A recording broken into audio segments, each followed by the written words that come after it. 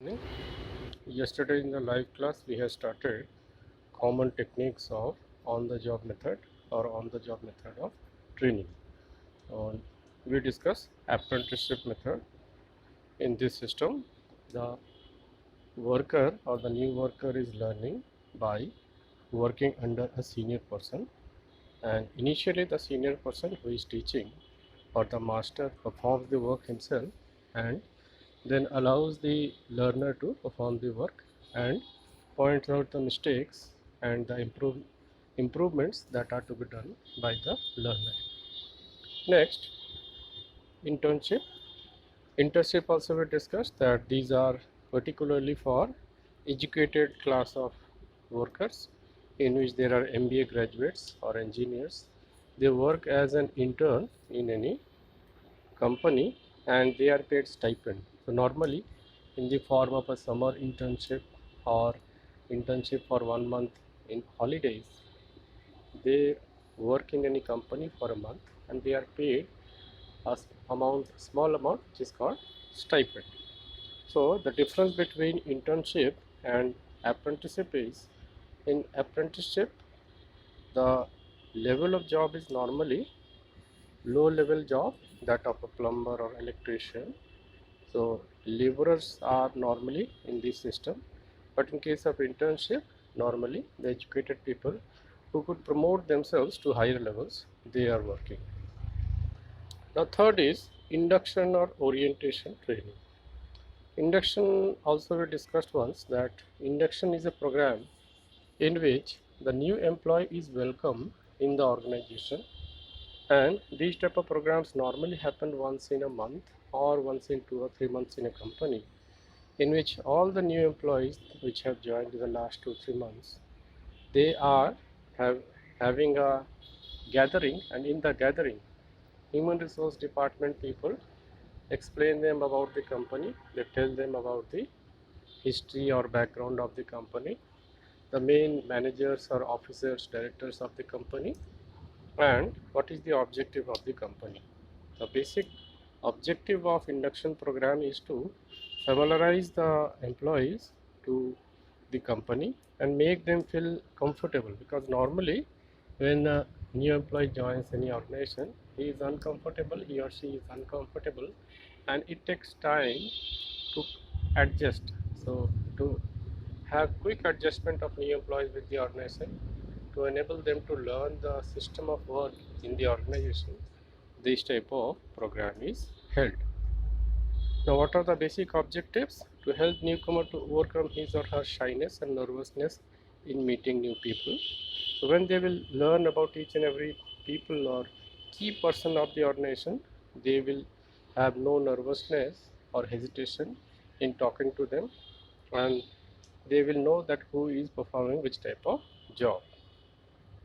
Second, to build up confidence. When they know everybody and they know the profile of job of each person, they will have confidence and they will perform the job efficiently, and they will develop a sense of belongingness and loyalty towards the company. This is very important, because when you know the company, when you know the organization and objectives of the organization, you develop a loyalty towards the organization. If you believe in the objective, and if your objective and company's objectives are common, then you have a loyalty.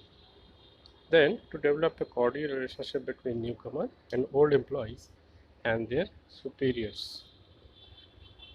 Now normally newcomers and old employees who are working for many years, like 15 20 years, the time is taken to adjust themselves.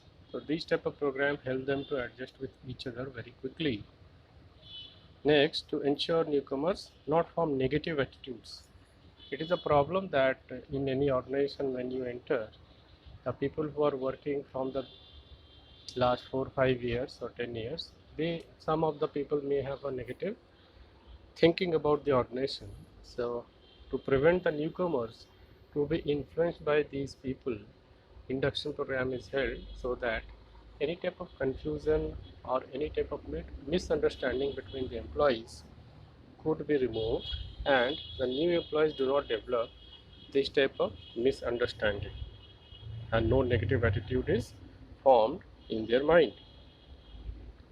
To give newcomers necessary information such as location of washroom, rest period, cafeteria, leave rules, all these things are also important, because if you don't know, it may happen that by mistake you have taken a leave for which you are not eligible. So to remove this type of confusions also, the interns in this type of program, induction program, is held.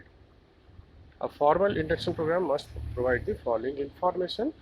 So first, the brief history or operation of the company is told, objective of the company is told, product and services, what are the products made by the company, and organizational structure in which directors, managers, middle-level managers, CMD, MD, all these details are told to the new employees. Then rules and regulations of the organization, responsibilities and authorities of the employees, then grievances or complaints. If you have to put any complaint, what is the system of complaint and what are the safety rules of the organization. Suggestion scheme, if you want to give suggestion, how can you give suggestion. Then what are the terms and conditions of wages, what are the working hours, what are the holidays normally given in the year, what are the disciplinary procedure, if any type of disciplinary action is taken against employee, what is the procedure. Then opportunities for training, promotion and transfer. So what are the opportunities, or how a new employee can avail the opportunity of promotion or transfer and take training in that organization, it is explained. Then after on the job method, we come to off the job method of training.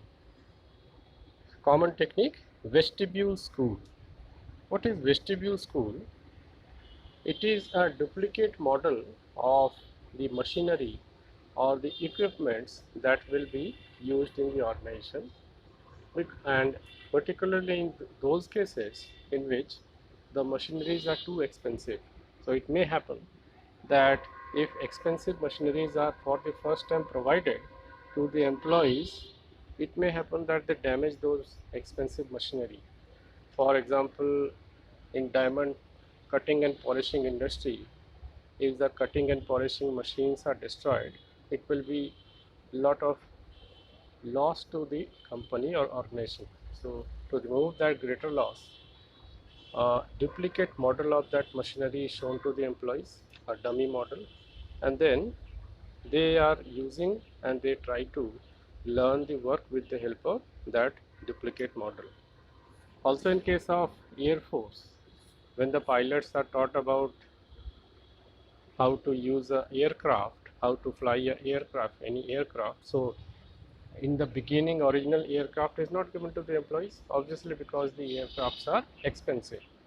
So they are initially given models of aircraft, just like a video game in which they have the levers or the handles or the steering, which they use just like any aircraft, and they learn how to fly any aircraft.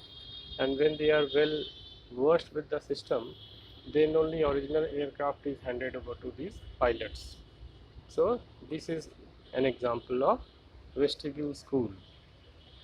Then sometimes accountants who have to make entries in inventory register or cash register, they are first supplied duplicate register. In case of accounting also, at the first time, original bank reconciliation statement or cash book is not provided, because if mistakes are done by the accountant or new accountant in the cash book or general register, then it may happen that they pass any wrong entry, and overwriting or cutting of the entries may be done by that new employee because they don't know the system. So to make them know about the system, this vestibule school system is very helpful, because any mistake done will be corrected at that moment only. So these type of vestibule school, these are normally popular in case of expensive machineries or expensive things that are used by the organization. So with this, we come to end of methods of training, and we come to end of the chapter also.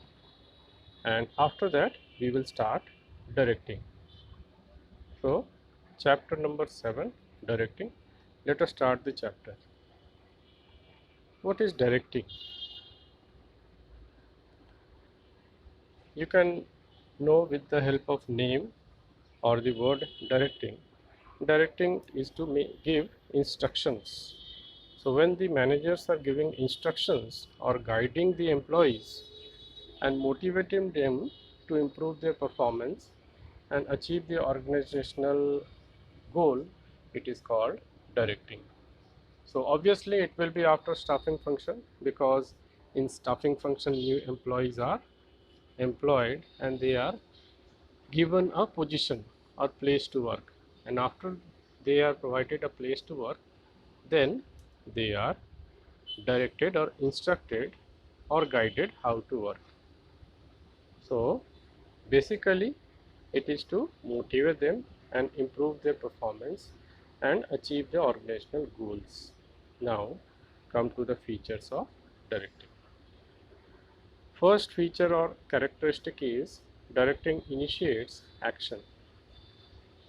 Now when staffing is done, a person is given a place or position in which he or she has to work. But the work will start only when the person is given a direction that now you should start like this. So how to start any work or initiate any work? Directing tells any employee.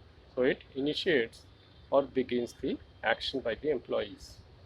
Then second characteristic, it is a continuous function.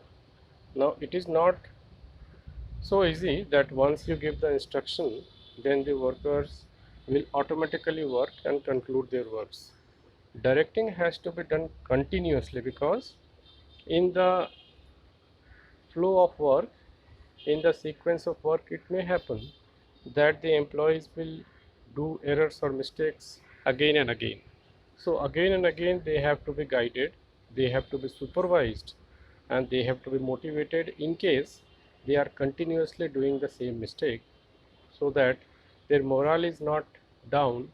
So they have to motivate it also. So the managers motivate them, and this is continuously done in the sequence of production or any activity. Next is directing takes place at every level. So it is not so easy that directing will only be done by the supervisors to the laborers. Directing is actually done by managers at all level, and even to the manager, to the junior managers, directing is required. So every manager has to guide and motivate his or her supervisors, subordinates, to get things done. Even in case of delegation, directing is also required by the senior manager to the junior. Then it also improves coordination between the employees. Directing flows from top to bottom. Now directing is done by the senior person to the junior person, and that is why it is said that directing is done from top to bottom. So every person who is the senior will direct his or her junior. So the senior manager will direct the junior manager may direct the supervisor, and supervisor will direct the laborer. Now directing is performance oriented. It is performance oriented because the main objective or motive of directing is to bring better performance among the employees. That is why it is performance oriented. And if performance is not required, there will be no directing. Whatever is the work done by the employee, that will be accepted. Next, it is human element. Now directing involves people or human beings only, and to improve their behavior. So since it is done to improve their behavior or attitude towards the work and to motivate the employees, because we cannot motivate any machine, because the machine is a non-living thing. Motivation can be done with a living thing only, that is human beings in any organization. So it is an human element. So these are the functions of directing. So go through these functions in your book again. Now come to importance of directing function. Why is important, or why is directing important? It initiates action. It is important because directing initiates or starts the action. It is very important to initiate any job. Once a job is initiated, the continuous flow of job can lead to organizational objective. So, to initiate any job is very important, or begin any job is very important. That is why we pay importance when a job is started for the first time. So, when initiating work is done successfully, all the elements of the organization gradually come towards the achievement of organizational goals. Second, to integrate employees' effort.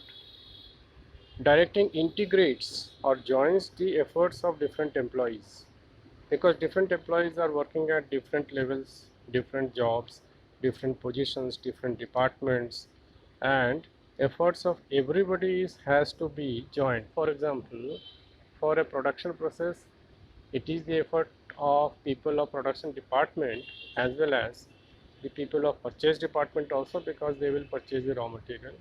Now here the role of finance department is also, because the raw material will be purchased with the help of finance provided by finance department.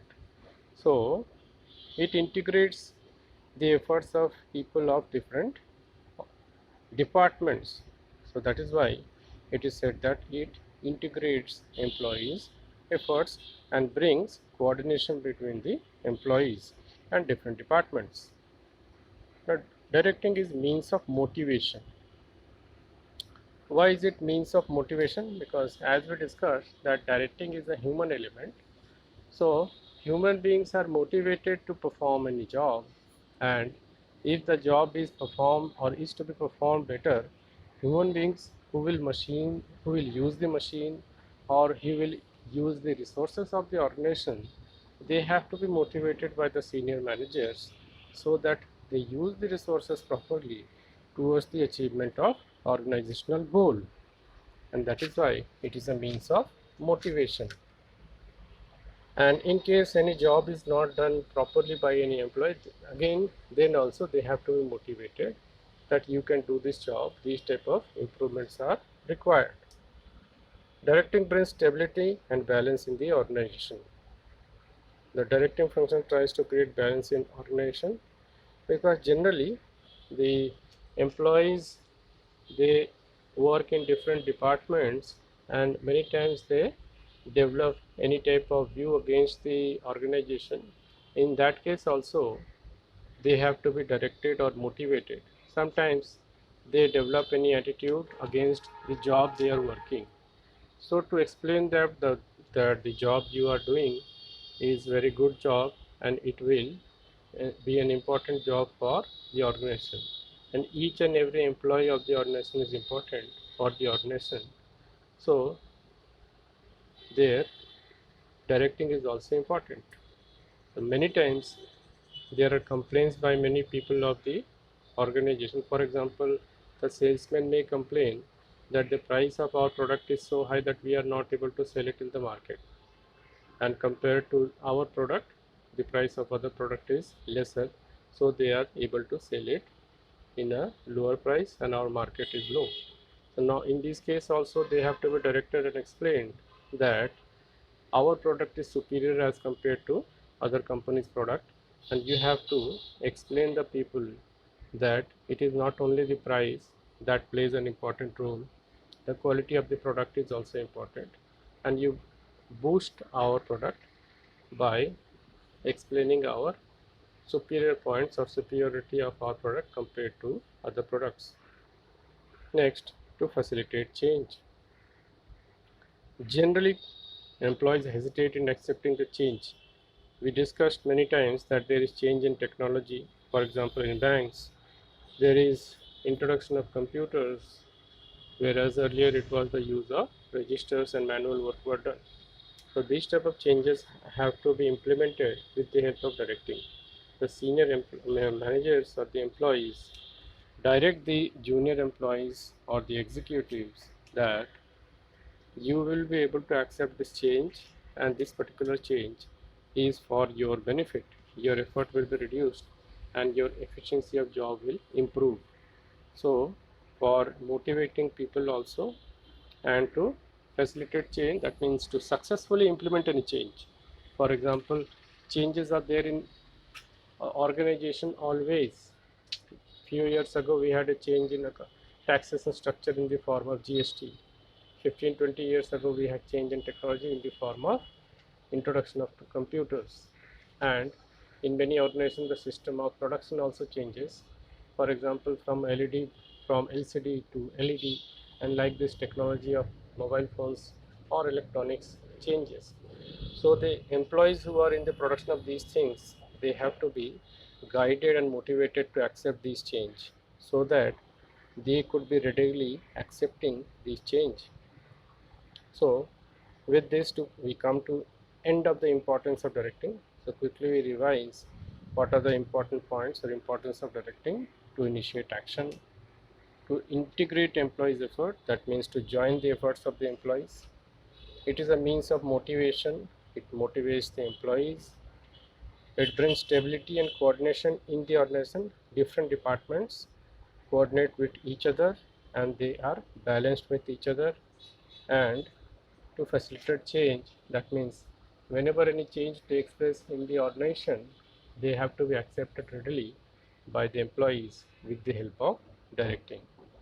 So with this we come to the end. Next class we will proceed to next topic. Thank you.